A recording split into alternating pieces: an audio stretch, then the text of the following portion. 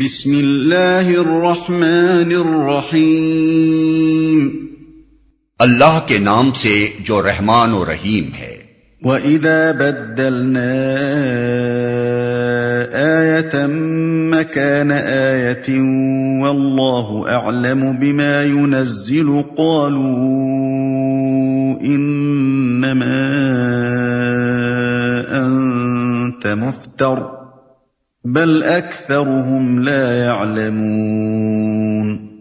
جب ہم ایک آیت کی جگہ دوسری آیت نازل کرتے ہیں اور اللہ بہتر جانتا ہے کہ وہ کیا نازل کرے، تو یہ لوگ کہتے ہیں کہ تم یہ قرآن خود گھڑتے ہو۔ اصل بات یہ ہے کہ ان میں سے اکثر لوگ حقیقت سے ناواقف ہیں۔ تم یہ قرآن خود گھڑتے ہو۔ ایک آیت کی جگہ دوسری آیت نازل کرنے سے مراد ایک حکم کے بعد دوسرا حکم بھیجنا بھی ہو سکتا ہے، کیونکہ قرآن مجید کے احکام بتدریج نازل ہوئے ہیں اور بارہا ایک ہی معاملے میں چند سال کے وقفوں سے یکے بعد دیگرے دو تین حکم بھیجے گئے ہیں، مثلا شراب کا معاملہ یا زنا کی سزا کا معاملہ۔ لیکن ہم کو یہ معنی لینے میں اس بنا پر تأمل ہے کہ سورہ نحل کی یہ آیت مکی دور میں نازل ہوئی ہے، اور جہاں تک ہمیں معلوم ہے اس دور میں تدریج فی الاحکام کی کوئی مثال پیش نہیں آئی تھی۔ اس لیے ہم یہاں ایک آیت کی جگہ دوسری آیت نازل کرنے کا مطلب یہ سمجھتے ہیں کہ قرآن مجید کے مختلف مقامات پر کبھی ایک مضمون کو ایک مثال سے سمجھایا گیا ہے اور کبھی وہی مضمون سمجھانے کے لیے دوسری مثال سے کام لیا گیا ہے۔ ایک ہی قصہ بار بار آیا ہے اور ہر مرتبہ اسے دوسرے الفاظ میں بیان کیا گیا ہے۔ ایک معاملے کا کبھی ایک پہلو پیش کیا گیا ہے اور کبھی اسی معاملے کا دوسرا پہلو سامنے لایا گیا ہے۔ ایک بات کے لیے کبھی ایک دلیل پیش کی گئی ہے اور کبھی دوسری دلیل۔ ایک بات ایک وقت میں مجمل طور پر کہی گئی ہے اور دوسرے وقت میں مفصل۔ یہی چیز تھی جسے کفار مکہ اس بات کی دلیل ٹھہراتے تھے کہ محمد صلی اللہ علیہ وسلم معاذ اللہ یہ قرآن خود تصنیف کرتے ہیں۔ ان کا استدلال یہ تھا کہ اگر اس کلام کا منبع علم الہی ہوتا تو پوری بات بیک وقت کہہ دی جاتی۔ اللہ کو انسان کی طرح ناقص العلم تھوڑا ہی ہے کہ سوچ سوچ کر بات کرے، رفتہ رفتہ معلومات حاصل کرتا رہے اور ایک بات ٹھیک بیٹھتی نظر نہ آئے تو دوسرے طریقے سے بات کرے۔ یہ تو انسانی علم کی کمزوریاں ہیں جو تمہارے اس کلام میں نظر آ رہی ہیں۔ قل نزله روح القدس من ربك بالحق ليثبت الذين آمنوا وهدى وبشرى للمسلمين۔ ان سے کہو کہ اسے تو روح القدس نے ٹھیک ٹھیک میرے رب کی طرف سے بتدریج نازل کیا ہے تاکہ ایمان لانے والوں کے ایمان کو پختہ کرے اور فرما برداروں کو زندگی کے معاملات میں سیدھی راہ بتائے اور انہیں فلاح و سعادت کی خوشخبری دے۔ بتدریج نازل کیا ہے۔ روح القدس کا لفظی ترجمہ ہے پاک روح یا پاکیزگی کی روح، اور اصطلاحاً یہ لقب حضرت جبریل علیہ السلام کو دیا گیا ہے۔ یہاں وہی لانے والے فرشتے کا نام لینے کے بجائے اس کا لقب استعمال کرنے سے مقصود سامعین کو اس حقیقت پر متنبہ کرنا ہے کہ اس کلام کو ایک ایسی روح لے کر آ رہی ہے جو بشری کمزوریوں اور نقائص سے پاک ہے۔ وہ نہ خائن ہے کہ اللہ کچھ بھیجے اور وہ اپنی طرف سے کمی بیشی کر کے کچھ اور بنا دے، نہ کذاب و مفتری ہے کہ خود کوئی بات گھڑ کے اللہ کے نام سے بیان کر دے، نہ بدنیت ہے کہ اپنی کسی نفسانی غرض کے بنا پر دھوکے اور فریب سے کام لے۔ وہ سراسر ایک مقدس و مطہر روح ہے جو اللہ کا کلام پوری امانت کے ساتھ لا کر پہنچاتی ہے۔ ایمان کو پختہ کرے، یعنی اس کے بتدریج اس کلام کو لے کر آنے اور بیک وقت سب کچھ نہ لے آنے کی وجہ یہ نہیں ہے کہ اللہ کے علم و دانش میں کوئی نقص ہے جیسا کہ تم نے اپنی نادانی سے سمجھا، بلکہ اس کی وجہ یہ ہے کہ انسان کی قوت فہم اور قوت اخذ میں نقص ہے، جس کے سبب سے وہ بیک وقت ساری بات کو نہ سمجھ سکتا ہے اور نہ ایک وقت کی سمجھی ہوئی بات میں پختہ ہو سکتا ہے۔ اس لیے اللہ تعالیٰ کی حکمت اس بات کی مقتضی ہوئی کہ روح القدس اس کلام کو تھوڑا تھوڑا کر کے لائے، کبھی اجمال سے کام لے اور کبھی اسی بات کی تفصیل بتائے، کبھی ایک طریقے سے بات سمجھائے اور کبھی دوسرے طریقے سے، کبھی ایک پیرائے بیان اختیار کرے اور کبھی دوسرا، اور ایک ہی بات کو بار بار طریقے سے ذہن نشین کرنے کی کوشش کرے تاکہ مختلف قابلیتوں اور استعدادوں کے طالبین حق ایمان لا سکیں اور ایمان لانے کے بعد علم و یقین اور فہم و ادراک میں پختہ ہو سکیں۔ سیدھی راہ بتائے۔ یہ اس تدریج کی دوسری مصلحت ہے، یعنی یہ کہ جو لوگ ایمان لا کر فرمانبرداری کی راہ چل رہے ہیں ان کو دعوت اسلامی کے کام میں اور زندگی کے پیش آمدہ مسائل میں جس موقع پر جس قسم کی ہدایات درکار ہوں وہ بر وقت دے دی جائیں۔ ظاہر ہے کہ نہ انہیں قبل از وقت بھیجنا مناسب ہو سکتا ہے اور نہ بیک وقت ساری ہدایات دے دینا مفید ہے۔ فلاح و سعادت کی خوشخبری دے۔ یہ اس کی تیسری مصلحت ہے، یعنی یہ کہ فرما برداروں کو جن مزاحمتوں اور مخالفتوں سے سابقہ پیش آ رہا ہے اور جس طرح انہیں ستایا اور تنگ کیا جا رہا ہے اور دعوت اسلامی کے کام میں مشکلات کے جو پہاڑ سد راہ ہو رہے ہیں ان کی وجہ سے وہ بار بار اس کے محتاج ہوتے ہیں کہ بشارتوں سے ان کی ہمت بندھائی جاتی رہے اور ان کو آخری نتائج کی کامیابی کا یقین دلایا جاتا رہے تاکہ وہ پر امید رہیں اور دل شکستہ نہ ہونے پائیں۔ وَلَقَدْ نَعْلَمُ أَنَّهُمْ يَقُولُونَ إِنَّمَا يُعَلِّمُهُ بَشَرٌ لِسَانُ الَّذِي يُلْحِدُونَ إِلَيْهِ أَعْجَمِيٌّ وَهَذَا لِسَانٌ عَرَبِيٌّ مُبِينٌ۔ ہمیں معلوم ہے یہ لوگ تمہارے متعلق کہتے ہیں کہ اس شخص کو ایک آدمی سکھاتا پڑھاتا ہے، حالانکہ ان کا اشارہ جس آدمی کی طرف ہے اس کی زبان عجمی ہے اور یہ صاف عربی زبان ہے۔ ایک آدمی سکھاتا پڑھاتا ہے۔ روایات میں مختلف اشخاص کے متعلق بیان کیا گیا ہے کہ کفار مکہ ان میں سے کسی پر یہ گمان کرتے تھے۔ ایک روایت میں اس کا نام جبر بیان کیا گیا ہے جو عامر بن الحضرمی کا ایک رومی غلام تھا۔ دوسری روایت میں حویتب بن عبد العزا کے غلام کا نام لیا گیا ہے جسے عائش یا یعیش کہتے تھے۔ ایک اور روایت میں یسار کا نام لیا گیا ہے جس کی کنیت ابو فقیہ تھی اور جو مکے کی ایک عورت کا یہودی غلام تھا۔ ایک اور روایت بلعان یا بلعام نامی ایک رومی غلام سے متعلق ہے۔ بہرحال ان میں سے جو بھی ہو، کفار مکہ نے محض یہ دیکھ کر کہ ایک شخص تورات و انجیل پڑھتا ہے اور محمد صلی اللہ علیہ وسلم کی اس سے ملاقات ہے، بے تکلف یہ الزام گھڑ دیا کہ اس قرآن کو در اصل وہ تصنیف کر رہا ہے اور محمد صلی اللہ علیہ وسلم اسے اپنی طرف سے خدا کا نام لے لے کر پیش کر رہے ہیں۔ اس سے نہ صرف یہ اندازہ ہوتا ہے کہ حضرت کے مخالفین آپ کے خلاف افطرا پردازیاں کرنے میں کس قدر بے باک تھے، بلکہ یہ سبق بھی ملتا ہے کہ لوگ اپنے ہم اثروں کی قدر و قیمت پہچاننے میں کتنے بے انصاف ہوتے ہیں۔ ان لوگوں کے سامنے تاریخ انسانی کی ایک ایسی عظیم شخصیت تھی جس کی نظیر نہ اس وقت دنیا بھر میں کہیں موجود تھی اور نہ آج تک پائی گئی ہے، مگر ان عقل کے اندھوں کو اس کے مقابلے میں ایک عجمی غلام جو کچھ تورات و انجیل پڑھ لیتا تھا قابل تر نظر آ رہا تھا، اور وہ گمان کر رہے تھے کہ یہ گوہر نایاب اس کوئلے سے چمک حاصل کر رہا ہے۔ ان الذين لا يؤمنون بآيات الله لا يهديهم الله ولهم عذاب أليم۔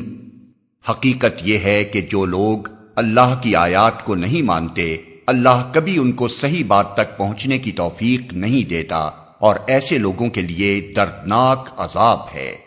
انما يفتري الكذب الذين لا يؤمنون بآيات الله واولئك هم الكاذبون۔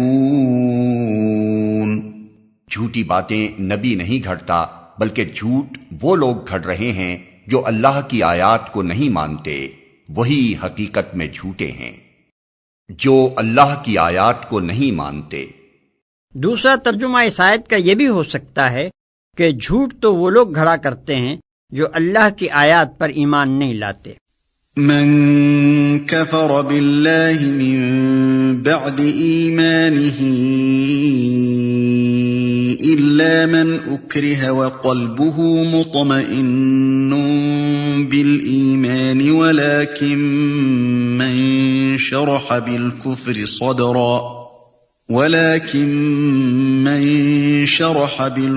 صدرا فعليهم غضب من الله ولهم عذاب عظيم۔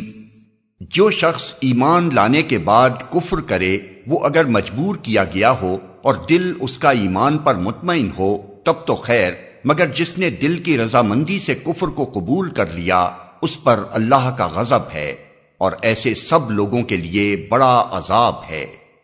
اس آیت میں ان مسلمانوں کے معاملے سے بحث کی گئی ہے جن پر اس وقت سخت مظالم توڑے جا رہے تھے اور ناقابل برداشت اذیتیں دے دے کر کفر پر مجبور کیا جا رہا تھا۔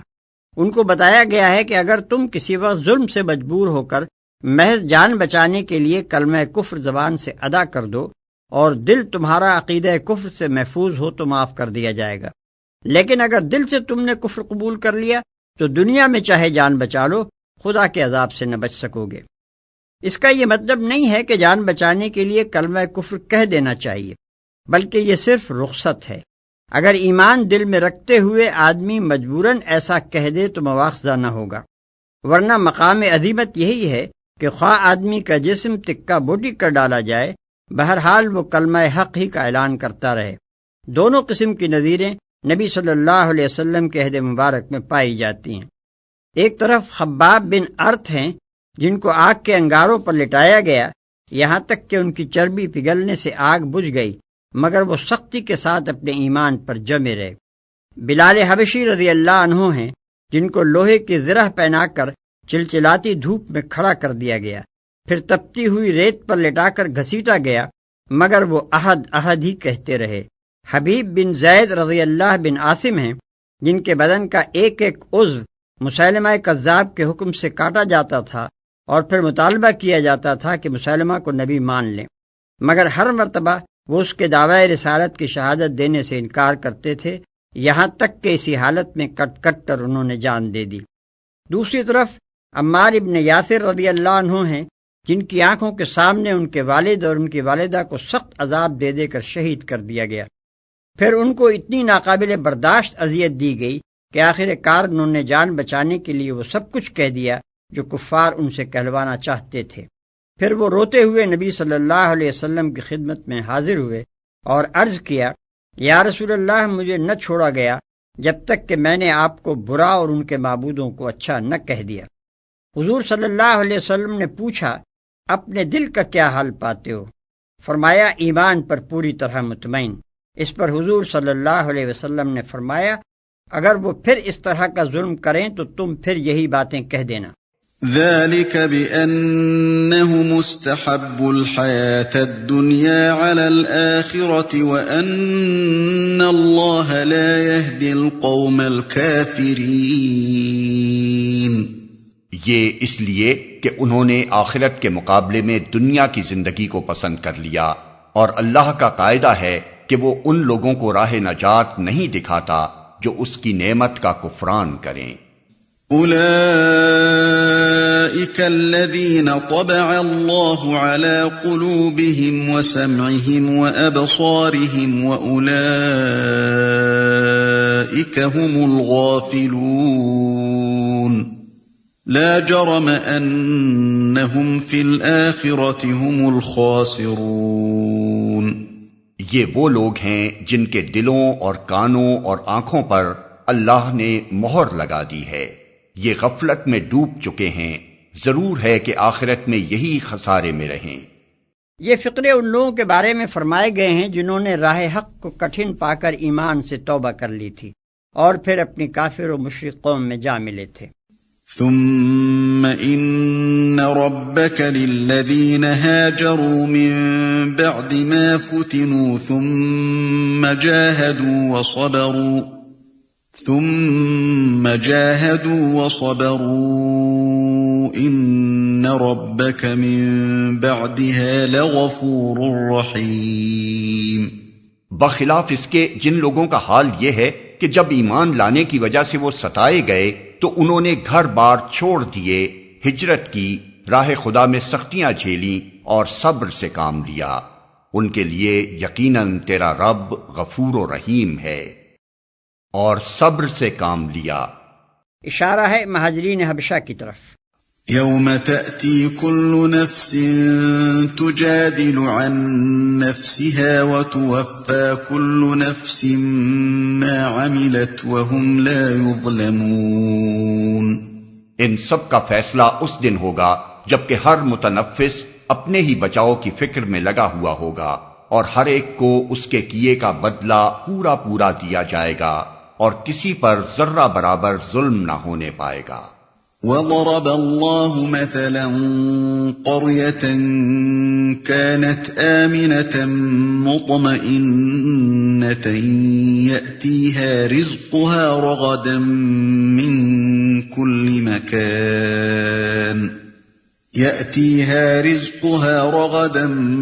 مِّن كُلِّ مَكَانٍ فَكَفَرَتْ بِأَنْعُمِ اللَّهِ فَأَذَاقَهَا اللَّهُ لِبَاسَ الْجُوعِ وَالْخَوْفِ بِمَا كَانُوا يَصْنَعُونَ۔ اللہ ایک بستی کی مثال دیتا ہے، وہ امن و اطمینان کی زندگی بسر کر رہی تھی، اور ہر طرف سے اس کو بفراغت رزق پہنچ رہا تھا کہ اس نے اللہ کی نعمتوں کا کفران شروع کر دیا۔ تب اللہ نے اس کے باشندوں کو ان کے کرتوتوں کا یہ مزہ چکھایا کہ بھوک اور خوف کی مصیبتیں ان پر چھا گئیں۔ وَلَقَدْ جَاءَهُمْ رَسُولٌ مِّنْهُمْ فَكَذَّبُوهُ فَأَخَذَهُمُ الْعَذَابُ وَهُمْ ظَالِمُونَ۔ ان کے پاس ان کی اپنی قوم میں سے ایک رسول آیا، مگر انہوں نے اس کو جھٹلا دیا، آخر کار عذاب نے ان کو آ لیا جبکہ وہ ظالم ہو چکے تھے۔ یہاں جس بستی کی مثال پیش کی گئی ہے اس کی کوئی نشاندہی نہیں کی گئی، نہ مفسرین یہ تعین کر سکے ہیں کہ یہ کون سی بستی ہے۔ بظاہر ابن عباس رضی اللہ عنہما کا یہ قول صحیح معلوم ہوتا ہے کہ یہاں خود مکے کو نام لیے بغیر مثال کے طور پر پیش کیا گیا ہے۔ اس صورت میں خوف اور بھوک کی جس مصیبت کے چھا جانے کا یہاں ذکر کیا گیا ہے، اس سے مراد وہ قحط ہوگا جو نبی صلی اللہ علیہ وسلم کی بعثت کے بعد ایک مدت تک اہل مکہ پر مسلط رہا۔ فَكُلُوا مِمَّا رَزَقَكُمُ اللَّهُ حَلَالًا طَيِّبًا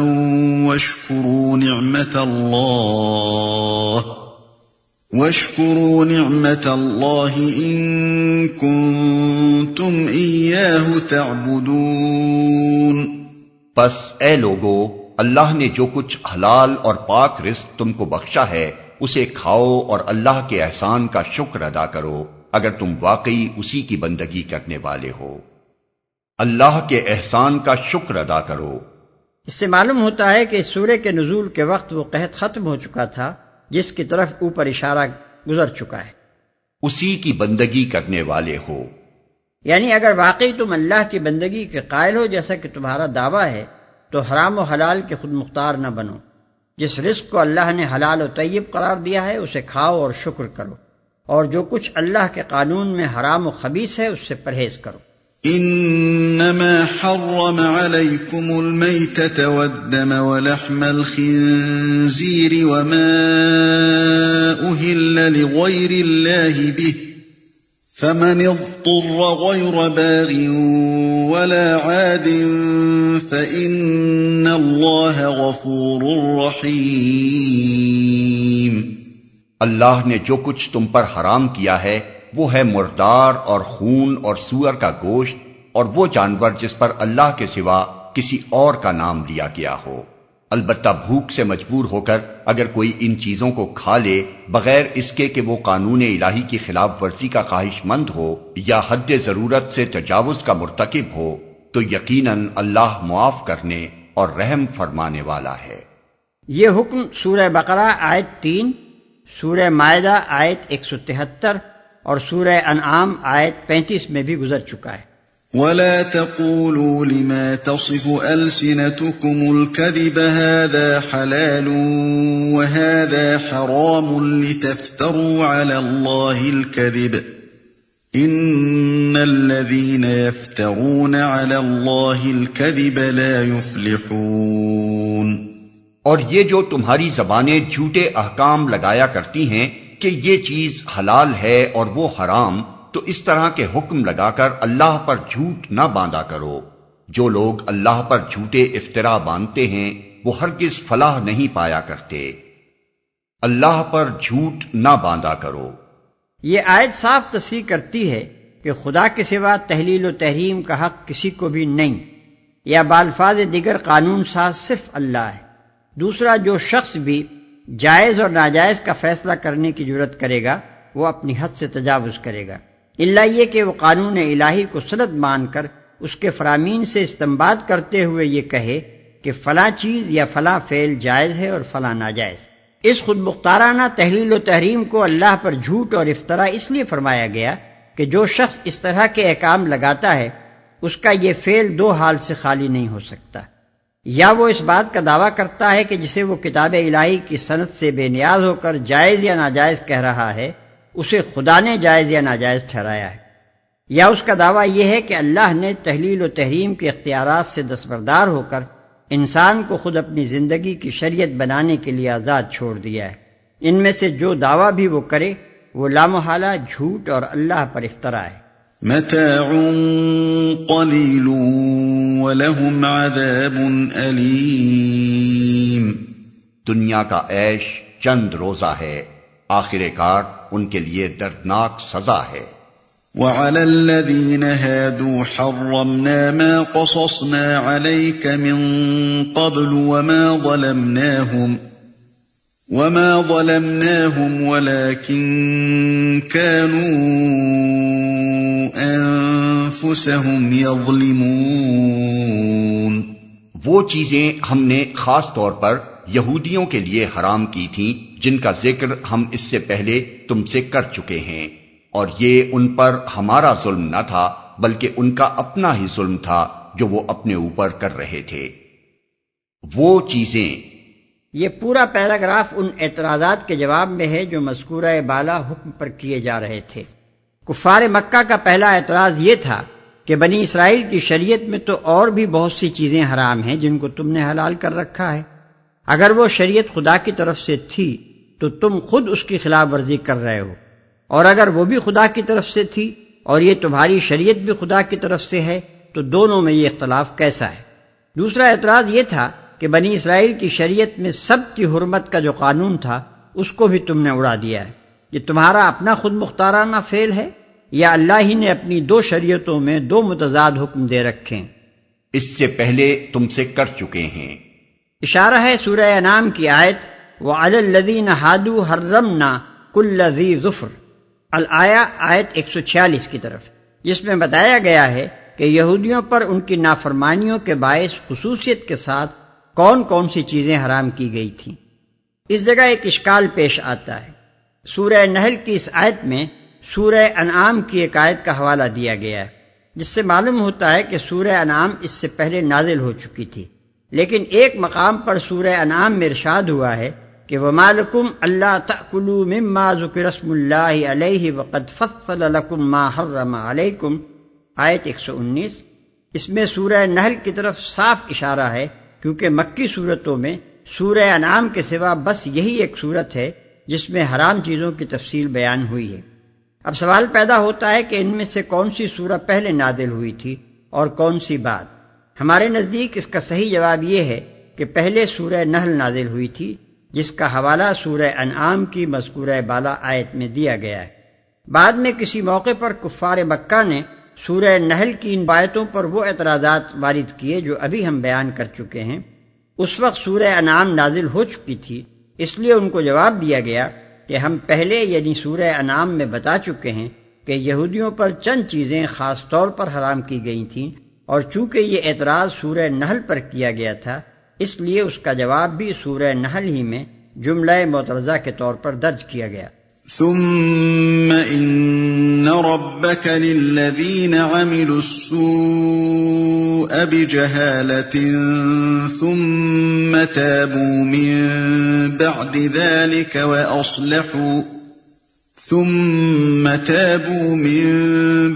ذلك وأصلحوا ان ربك من بعدها لغفور رحيم۔ البتہ جن لوگوں نے جہالت کی بنا پر برا عمل کیا اور پھر توبہ کر کے اپنے عمل کی اصلاح کر لی تو یقیناً توبہ و اصلاح کے بعد تیرا رب ان کے لیے غفور اور رحیم ہے۔ ان ابراہیم کان امة قانتا للہ حنیفا ولم یک من المشرکین۔ واقعہ یہ ہے کہ ابراہیم اپنی ذات سے ایک پوری امت تھا، اللہ کا مطیع فرمان اور یکسو، وہ کبھی مشرک نہ تھا، ایک پوری امت تھا، یعنی وہ اکیلا انسان بجائے خود ایک امت تھا۔ جب دنیا میں کوئی مسلمان نہ تھا تو ایک طرف وہ اکیلا اسلام کا علمبردار تھا اور دوسری طرف ساری دنیا کفر کی علمبردار تھی۔ اس اکیلے بندے خدا نے وہ کام کیا جو ایک امت کے کرنے کا تھا، وہ ایک شخص نہ تھا بلکہ ایک پورا ادارہ تھا۔ شاکرا لانعمه اجتباه وهداه الى صراط مستقیم۔